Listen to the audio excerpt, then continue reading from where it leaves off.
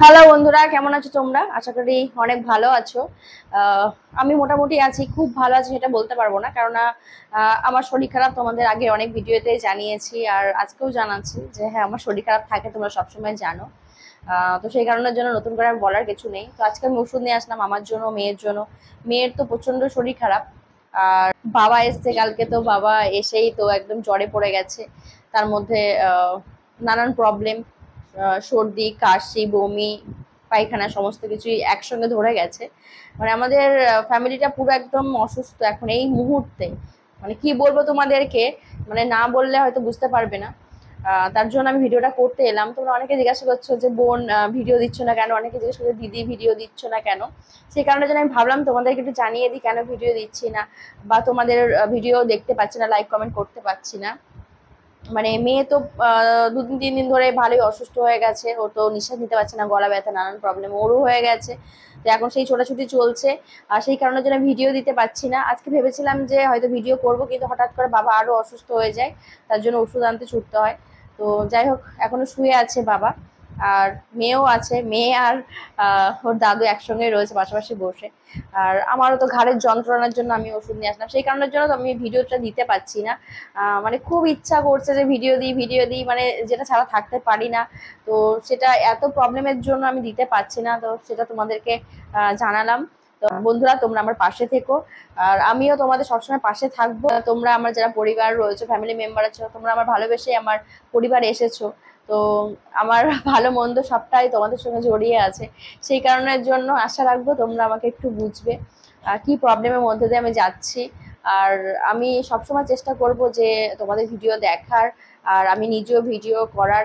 আর সত্যি কথা বলতে কি, এই ভিডিও থেকে অনেকটাই যেন মনে হচ্ছে দূরে সরে আসি। এই অসুস্থতা অসুস্থতা অসুস্থতা প্রত্যেকটা মুহূর্তে এটা লেগেই আছে লেগেই আছে, কেন জানি না এমন হচ্ছে। এত প্রবলেম কেন হচ্ছে বুঝতে পারছি না। তো যাই হোক, দেখি কিভাবে কি ঠিকঠাক করা যায় বা নিজে ঠিক হওয়া যায়।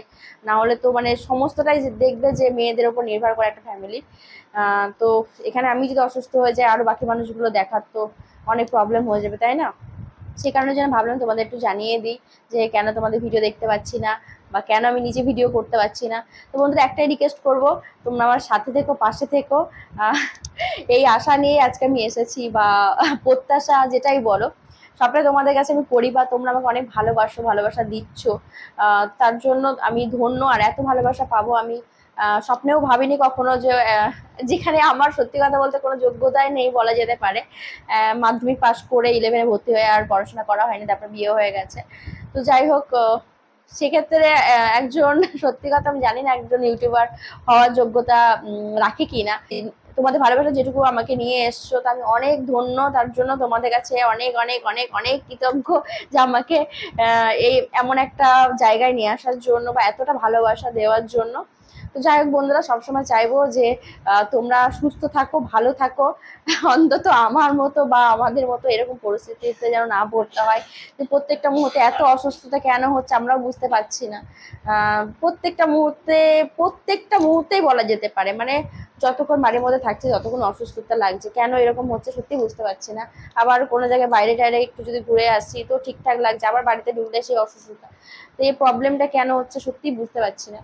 চেষ্টা করছি ঠিকঠাক হওয়ার, ডাক্তার দেখাচ্ছি, অনেক ওষুধ খাচ্ছি, তারপরেও সলিউশন কিছু পাচ্ছি না।